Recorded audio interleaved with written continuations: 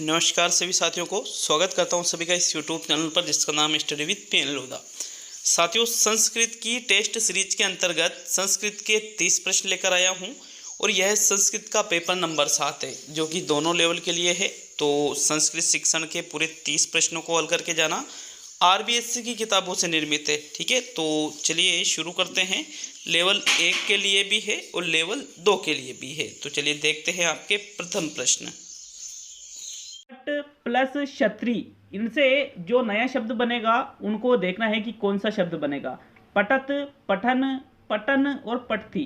तो यहाँ पर बताइए प्रश्न संख्या 1 में आपका कौन सा विकल्प सही है, पहला, दूसरा, तीसरा या चौथा। बताइए साथियों प्रश्न संख्या 1 में। तो देखो, पट धातु में जब हम क्षत्रि प्रत्यय लगा देते हैं तो शब्द बनता है आपके पठन। पठन कौन सा? हलंत वाला, न में जिसमें हलंत लगा है। थर्ड विकल्प आपके प्रश्न संख्या 1 में सही है।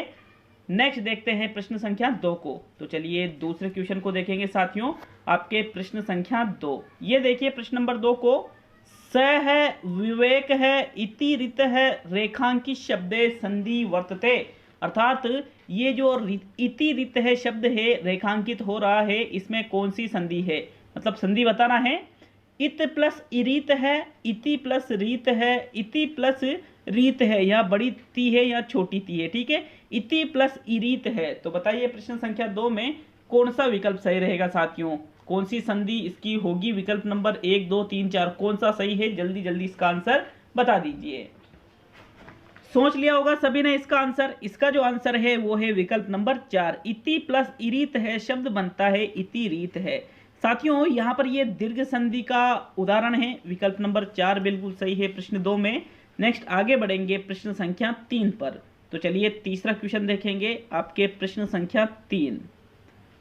अर्जुन है, युद्ध निपुण है, आसीत, रेखांकित शब्दे समास विग्रह वर्तते। युद्धस्य निपुण है, युद्धम निपुण है, युद्धे निपुण है, युद्धेन निपुण है। तो साथियों ये जो रेखांकित शब्द है युद्ध निपुण है, इसका आपको बताना है कि समास विग्रह क्या होगा। तो पहले तो अर्जुन है, अर्जुन युद्ध निपुण, आसीत मतलब युद्ध में निपुण था। तो साथियों युद्ध में निपुण यहाँ पर अधिकरण तत्पुरुष समास का उदाहरण है। और यहाँ पर ये जो युद्ध शब्द है इसका जो अधिकरण तत्पुरुष है साथियों, मतलब सप्तमी अधिकरण तत्पुरुष। तो साथियों युद्ध का होता है युद्धे, युद्धे निपुण है। तीसरा विकल्प आपके बिल्कुल सही है प्रश्न संख्या 3 में। तो चलिए आगे बढ़ेंगे प्रश्न नंबर 4 की ओर। चौथा क्वेश्चन देखते हैं साथियों, क्या पूछा जा रहा है प्रश्न नंबर 4 में। गुरु है, शिष्येभ्य है, कथाम कथयति, वाक्यस्य किम विभक्ति, तृतीया, चतुर्थी, पंचमी, षष्ठी। तो यहाँ पर थोड़ा सा अपने को कॉमन सेंस क्या लगाना है कि भाई एक शब्द है शिष्येभ्य है, इसमें रेखांकित हो रहा है ये शब्द, और इसके आधार पर ही आप यहाँ पर देखोगे कि भाई इसमें कौन सी विभक्ति का प्रयोग हुआ है। तो ये जो शिष्येभ्य है शब्द है ये कौन सी विभक्ति के अंतर्गत आता है साथियों, चतुर्थी विभक्ति के अंतर्गत आता है। विकल्प नंबर आपका जो 2 है वो सही है प्रश्न संख्या 4 में। नेक्स्ट अब हम आगे बढ़ेंगे प्रश्न संख्या 5 की ओर। तो चलिए 5वें क्वेश्चन को देखते हैं, आपसे प्रश्न नंबर 5 क्या पूछ रहा है। विद्या विनियम ददाति, वाच्य परिवर्तनम कुरुत है। विद्या विनिय विनिय है दीते, विद्या विनिय है ददाति, विद्या विनिय है दीते और विद्या विनियम दीते। साथियों देखो, विद्या विनियम ददाती मतलब विद्या विनय प्रदान करती है, ये एक सुक्ति भी है। तो आपके एक और क्वेश्चन ये भी कंप्लीट हो जाता है कि विद्या विनियम ददाती, रिक्त स्थान होता है विद्या और ददाती के बीच में, उसमें क्या पूर्ति करते हैं, विनियम। देखो इसका अगर हम वाच्य परिवर्तन करें तो विद्या का तो हो जाता है विद्या, क्या हो जाता है, विद्या। विनियम का विनिय है, ददाती का हो जाता है दीते। प्रथम विकल्प आपके सही है प्रश्न नंबर 5 में। नेक्स्ट आगे बढ़ेंगे साथियों प्रश्न संख्या 6 पर। तो चलिए प्रश्न नंबर 6 की ओर बढ़ते हैं, आपके प्रश्न संख्या 6। छठा क्वेश्चन है, इंपोर्टेंट है, स्क्रीनशॉट ले लीजिए, वेरी इंपोर्टेंट। सुक्ति संबंधे अशुद्धि है वर्तते। सुक्ति संबंधी इनमें से अशुद्धि किसमें है, संगे है, शक्ति है, फिर कलो युगे, हितम मनोहारी च दुर्लभम वचन है, क्रोधो मूलम अनर्थानाम, माता भूमि नानिरितम। तो साथियों यहाँ पर प्रश्न संख्या 6 में सुक्ति संबंधी अशुद्धि आपको कौन से विकल्प में लग रही है। छठे क्वेश्चन का राइट आंसर बता दीजिए साथियों, पहला, दूसरा, तीसरा या चौथा। वेरी इंपॉर्टेंट क्वेश्चन है क्योंकि पूर्णतः आरबीएससी की किताबों में से ये सूक्तियाँ मैंने निकाली है। तो आपका जो राइट आंसर इसमें रहेगा साथियों, वो रहेगा प्रश्न संख्या 6 में विकल्प नंबर 4, माता भूमि नान्यतम। साथियों यहाँ पर ये ही अशुद्धि है, बाकी तीसरा, दूसरा, पहला इनमें कोई भी अशुद्धि नहीं है। तो चलिए आगे बढ़ेंगे। प्रश्न संख्या आपके 7वें नंबर पे 7वां क्वेश्चन देखेंगे। प्रश्न संख्या 7 को, राम दूध पिएगा इत्यस्य वाक्यस्य संस्कृत अनुवाद है कुरुत है। पहला विकल्प देख लीजिए आप, राम है दुग्धम पाश्यति। दूसरा विकल्प है आपके राम है दुग्धेन पाश्यति। तीसरा विकल्प है आपके राम है दुग्धाय पाश्यति। और चौथा विकल्प है आपके राम है दुग्धेभ्य पाश्यति। तो साथियों प्रश्न संख्या 7 में सही विकल्प का आपको चयन करना है। देखो, राम दूध पिएगा, इसका अगर हम संस्कृत में अनुवाद करें तो पिएगा तो क्या होता है, पाश्यति। राम है का राम है बन जाएगा, लेकिन साथियों दूध पिएगा तो साथियों यहाँ पर दुग्धम आएगा। क्या आएगा, दुग्धम। विकल्प नंबर आपका 1 सही है प्रश्न संख्या 7 में। चलिए आगे बढ़ेंगे प्रश्न नंबर 8 पर। 8वां क्वेश्चन देखेंगे साथियों, क्या पूछा जा रहा है प्रश्न संख्या 8 में। देखते हैं प्रश्न नंबर 8 को, ग्रामस्य अभितः वनमस्ति शुद्ध वाक्ये वर्तते। इनमें से शुद्ध वाक्य बताना है। ग्रामे अभितः वनमस्ति, ग्रामम अभितः वनमस्ति, ग्रामाय अभितः वनमस्ति और ग्रामः अभितः वनमस्ति। तो साथियों यहाँ पर देखिए, अभितः, परितः, समया, निक्षा, ही इत्यादि में कौन सी विभक्ति का प्रयोग होता है, द्वितीय विभक्ति का प्रयोग होता है। और यहाँ पर जो ग्राम शब्द है इसकी द्वितीय विभक्ति क्या रहेगी, ग्रामम, अर्थात सेकंड विकल्प सही है, ग्रामम अभितः वनम अस्ति। विकल्प नंबर 2 सही है साथियों प्रश्न संख्या 8 में। नेक्स्ट हम देखते हैं प्रश्न संख्या 9 को। तो चलिए 9वां क्वेश्चन घटिका से संबंधित है कि क्या इसका राइट आंसर रहेगा। देखिए एक बार इस घड़ी को देख लीजिए अच्छी तरह से, ये दिख रही है सभी को घड़ी, कितना टाइम हो रहा है कि भाई 5 बज रहे हैं इसमें। तो आपको यहाँ पर सही बताना है साथियों। विकल्पों को देखिए, राम है प्रातः पंचवादने उत्तिष्ठति, राम है प्रातः षष्ठवादने उत्तिष्ठति, राम है प्रातः सार्ध पंचवादने उत्तिष्ठति और राम है प्रातः सवाद पंचवादने उत्तिष्ठति। तो साथियों विकल्प नंबर 1, 2, 3, 4 कौन सा सही रहेगा। ये जो घड़ी दिख रही है आपको, इसके आधार पर आपको सही आंसर देना है। तो 5 बज रही है, तो यहाँ पर 5 बजे को क्या कहेंगे संस्कृत में, पंचवादने। यहाँ पर राम 5 बजे उठता है।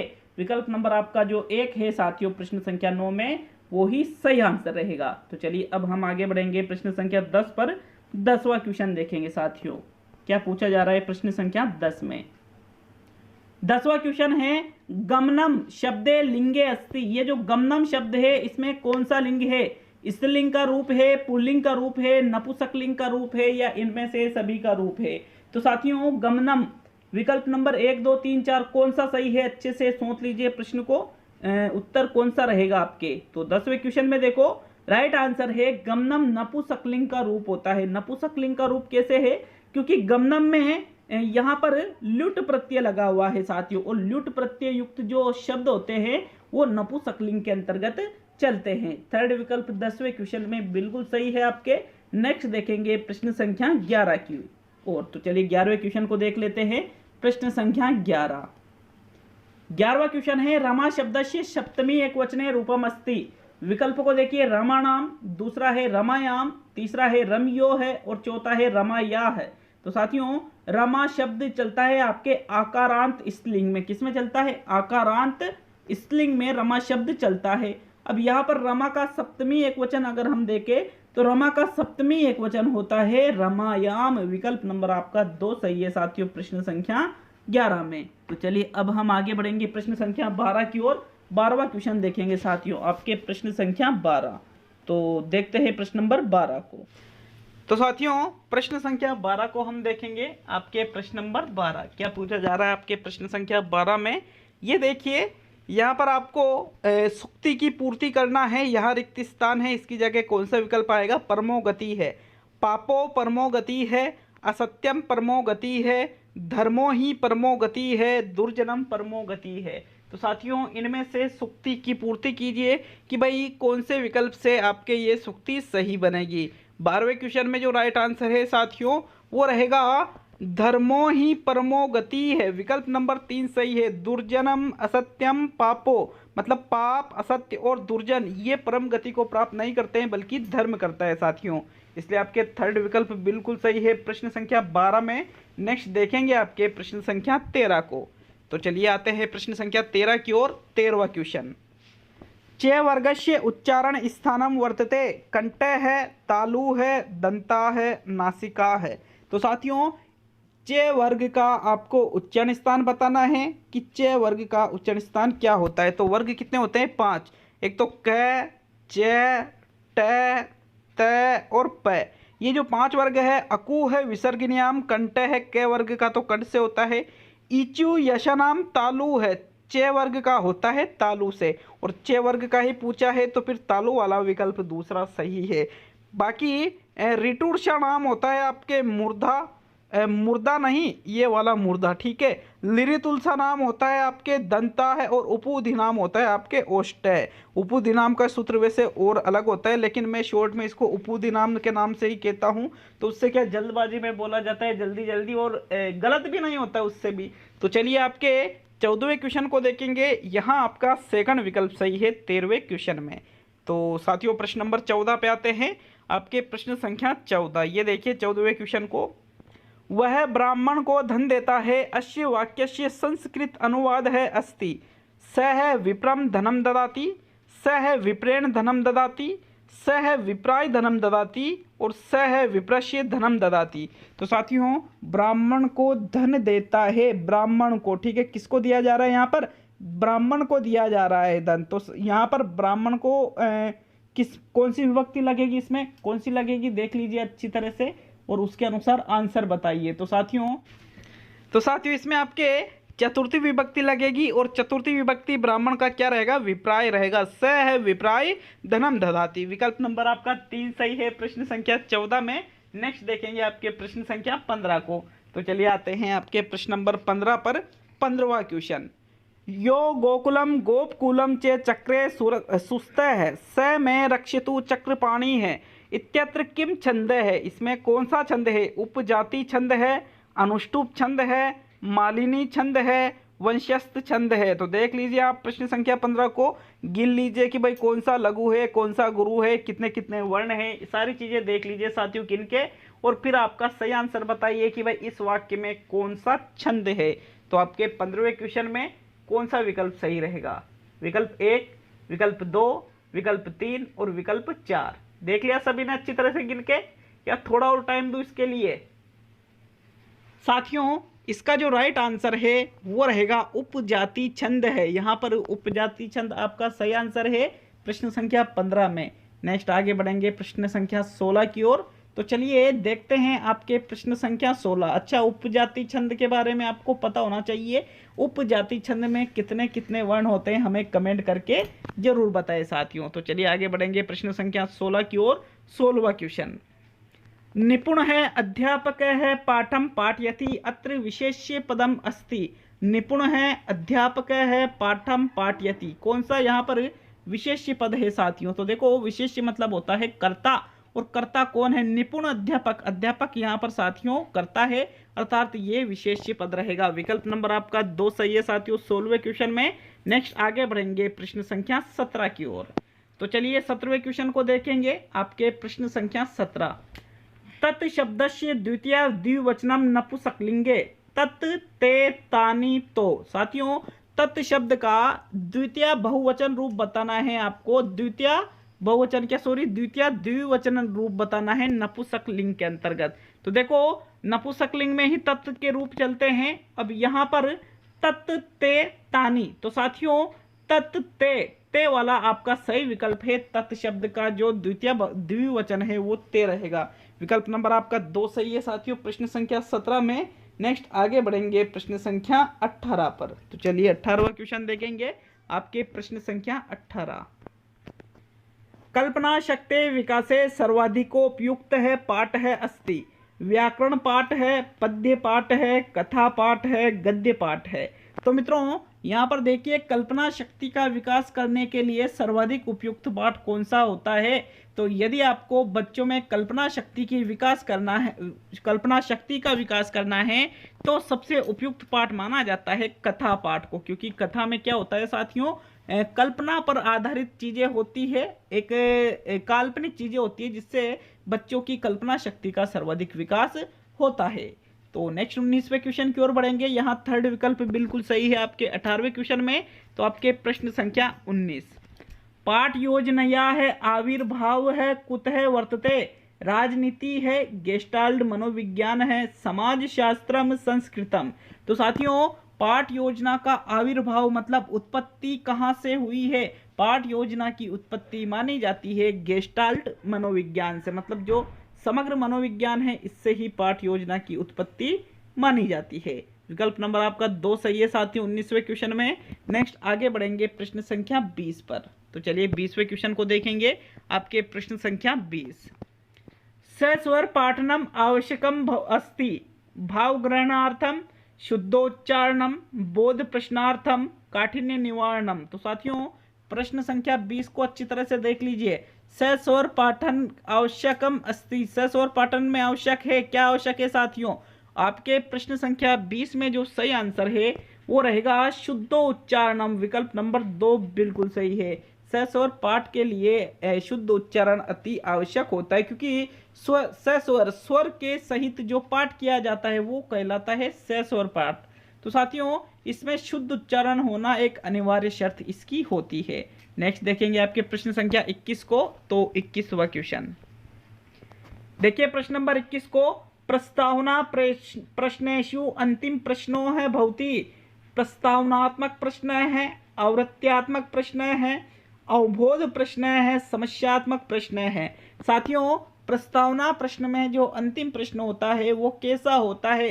तो आप सभी को पता होगा कि जो प्रस्तावना प्रश्न हम दैनिक पाठ योजना के आरंभ में पूछते हैं उसका जो अंतिम प्रश्न है वो समस्यात्मक प्रश्न होता है, और ये समस्यात्मक प्रश्न हमारी जो पाठ योजना का जो प्रकरण बिंदु है उससे संबंधित होता है। विकल्प नंबर कौन सा सही है साथियों, चौथा विकल्प बिल्कुल सही है आपके प्रश्न संख्या 21 में। आगे बढ़ेंगे अब हम प्रश्न संख्या 22 की ओर। तो चलिए 22वें क्वेश्चन को देखेंगे। आपके प्रश्न संख्या 22, शिक्षा या है प्रमुख अंग है किम, पाठ्यक्रम है, धनम, विद्यार्थी है, विद्यालय है।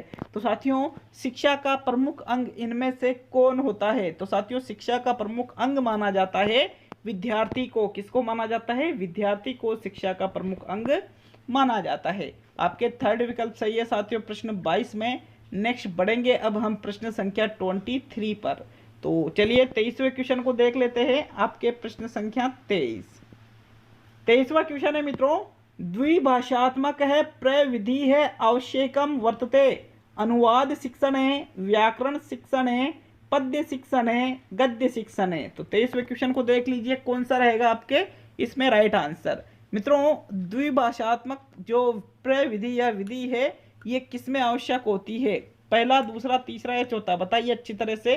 तो राइट आंसर है द्विभाषात्मक जो प्रविधि है ये अनुवाद शिक्षण में आवश्यक मानी जाती है। प्रथम विकल्प बिल्कुल सही है साथियों 23 में। नेक्स्ट देखते हैं अब हम प्रश्न नंबर 24 को। तो चलिए 24वें क्वेश्चन की ओर बढ़ते हैं। आपके प्रश्न संख्या 24, छात्राणाम ज्ञान विस्तारम क्रियते, अन्वेषण प्रश्न है, केंद्रीय भाव बोध प्रश्न है, मूल्यांकन प्रश्न है, पुनरावृत्ति प्रश्न है। तो साथियों यहाँ पर प्रश्न संख्या जो 24 है इसमें छात्रों का ज्ञान विस्तार किन प्रश्नों से किया जाता है। कौन सा विकल्प आपके 24वें क्वेश्चन में सही है, पहला विकल्प सही है, दूसरा विकल्प सही है, तीसरा विकल्प सही है या चौथा विकल्प सही है। तो देखो छात्रों के ज्ञान में विस्तार कौन से प्रश्नों से किया जाता है, अन्वेषण प्रश्नों से किया जाता है। प्रथम विकल्प सही है साथियों 24 में। अन्वेषण प्रश्न मतलब खोज संबंधी प्रश्न। तो साथियों अगर छात्रों से खोज संबंधी प्रश्न पूछेंगे तो खोज के माध्यम से उनके उत्तर दिए जाएंगे, तो छात्रों के ज्ञान का विस्तार बिल्कुल उन प्रश्नों से होगा। इसलिए आपके प्रथम विकल्प 24 में सही है। नेक्स्ट देखते हैं अब हम प्रश्न नंबर 25 को। तो चलिए 25वां क्वेश्चन। आपके 25वां क्वेश्चन है, भाषा या है कौशलानि संति, त्रीणि चत्वारि दश एक है। तो साथियों भाषा कौशलों की संख्या कितनी होती है सभी को मालूम होना चाहिए। कॉमन क्वेश्चन है, इजी क्वेश्चन है। भाषा कौशलों की संख्या चत्वारि मतलब 4 होती है मित्रों। सभी को ये भी पता होगा कि कौन कौन से कौशल होते हैं। जैसे एक तो आपके श्रवण कौशल इसमें भाषा कौशलों में आ जाता है। फिर एक आपके आता है साथियों वाचन कौशल इसमें आ जाता है। एक आपके उच्चारण कौशल इसमें आ जाता है और एक आपके लेखन कौशल इसमें आ जाता है। तो संस्कृत में इस प्रकार से इन चारों को लिखा जाता है। नेक्स्ट देखते हैं प्रश्न नंबर 26 को, आपके 26वां क्वेश्चन। पठन कौशलम कतिविधम, द्विविधम, त्रिविधम, एक विधम, सप्तविधम। तो साथियों पठन कौशल की कितनी विधियां होती है? 2 होती है, 3 विधियां होती है, 1 विधि होती है या सप्त विधि होती है? प्रश्न संख्या 26 में सही आंसर बताइए मित्रों, कौन सा विकल्प आपका इसमें सही रहेगा। तो देखो पठन कौशल की विधियों की हम बात करें तो इसकी होती है द्विविधम। द्विविधम मतलब 2 विधियां कौन कौन सी? एक तो होता है सस्वर पठन और एक होता है मौन पठन। सस्वर पठन में साथियों इसके भेद अलग अलग हो सकते हैं, जैसे अनुकरण हो सकता है या फिर सामूहिक पठन हो सकता है। तो इस प्रकार से साथियों 2 ही मुख्य मानी जाती है। प्रथम विकल्प 26 में आपके सही आंसर है। नेक्स्ट देखेंगे प्रश्न संख्या 27 को, तो आपके 27वां क्वेश्चन मित्रों देख लेते हैं प्रश्न नंबर 27 को।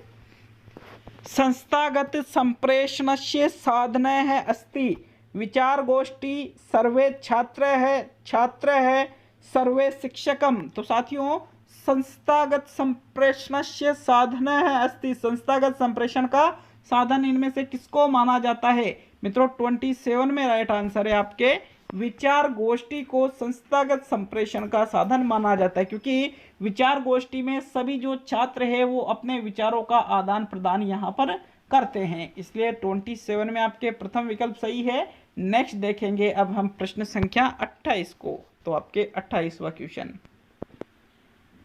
मुफात अनुसारे मूल्यांकन अस्ति, निर्णयात्मक प्रक्रिया है, अनुवरत प्रक्रिया है, सामाजिक प्रक्रिया है, न को अपि, इनमें से कोई नहीं। तो साथियों मुफात के अनुसार मूल्यांकन क्या है? तो साथियों मुफात ने मूल्यांकन को एक अनवरत प्रक्रिया माना है। अनवरत का मतलब होता है वह प्रक्रिया जो लगातार चलती रहे। सेकंड विकल्प आपके 28 में सही है साथियों। नेक्स्ट आज का सेकंड लास्ट क्वेश्चन देखेंगे, मतलब प्रश्न संख्या 29। तो चलिए 29वें क्वेश्चन की ओर बढ़ते हैं। आपके 29वां क्वेश्चन है ज्ञातात अज्ञातम प्रति शिक्षण सूत्रम प्रयोग है कदा भवति, प्रस्तावना समये, शामपट्ट समये, उदाहरणम समये, काठिन्य निवारणों समये। तो साथियों ज्ञात से अज्ञात की ओर ये जो शिक्षण सूत्र है इसका प्रयोग कब किया जाता है? 29 में राइट आंसर बताइए। देखो 29वें क्वेश्चन में जो आपके राइट आंसर है वो रहेगा विकल्प नंबर 1। ज्ञात से अज्ञात की ओर जो शिक्षण सूत्र है वो प्रस्तावना पृष्ठों में प्रयोग किया जाता है, क्योंकि प्रस्तावना में जो प्रश्न होते हैं वो धीरे जो छात्र जिन चीज़ों को जानता है वहां से शुरुआत की जाती है और धीरे धीरे अज्ञात की ओर बढ़ा जाता है। अज्ञात क्या होता है? जो प्रकरण हम बच्चों को पढ़ाना चाहते हैं वो चीज़ें। तो आपके प्रथम विकल्प 29 में सही है। देखो अब आज का अंतिम और 30वां क्वेश्चन, लेकिन इन 30 प्रश्नों में अगर किसी 1 या 2 प्रश्न में आपको डाउट होता है तो उसके लिए हमें कमेंट करके जरूर बताएं और वीडियो के लास्ट में कमेंट करके जाए कि कितने क्वेश्चन आपने सही किए। साथियों वीडियो अच्छा लगे तो एक लाइक जरूर कर दीजिएगा और चाहो तो वीडियो को शेयर भी कर दीजिए साथियों। तो आज का अंतिम और 30वां क्वेश्चन देख लेते हैं। क्या पूछा जा रहा है आपसे? मानचित्र है कस्य अधिगमस्य साधने है अस्ति, दृश्य साधने हैं, श्रव्य साधने हैं, दृश्य श्रव्य है साधने हैं, को अपि नास्ति, इनमें से कोई नहीं। तो साथियों यहाँ पर देखो जो मानचित्र है ये अधिगम का कौन सा साधन है? दृश्य साधन माना जाता है। विकल्प नंबर आपका 1 सही है 30वें क्वेश्चन में। तो ये टेस्ट पूरा हुआ साथियों। बहुत बहुत धन्यवाद वीडियो को पूरा देखने के लिए। अब मिलते हैं